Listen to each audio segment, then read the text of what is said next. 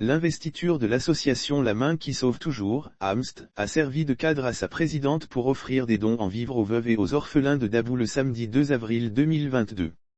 Partager le sourire à cette frange de la population est le souhait le plus ardent de la présidente de l'organisation Madame Abba Florence ainsi que de tous ses membres.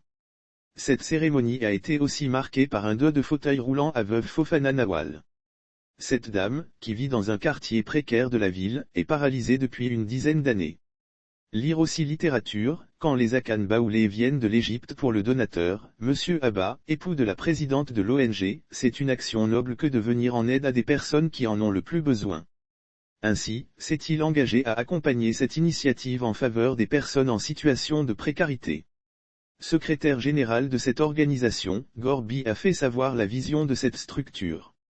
Une organisation non gouvernementale qui agit dans le sens de pouvoir assister les veuves, les orphelins. Il a expliqué que c'est une organisation non gouvernementale qui agit dans le sens de pouvoir assister les veuves, les orphelins et les personnes les plus démunies de la société. La mort a fait de certains d'entre nous des veuves et des orphelins. C'est ce qui explique la création de cette structure dans le Grand Leboutou, a dit le pasteur Gorebi. Au nom du premier magistrat de la commune Jean-Claude Niagned, Sanogo Aïssata, a exprimé l'adhésion de la municipalité à l'action caritative de AMST. N'hésitez pas à solliciter la mairie quand besoin sera, a-t-elle déclaré. Aïssata Sanogo a, par la suite procédé à l'installation de la première présidente Florence Abba.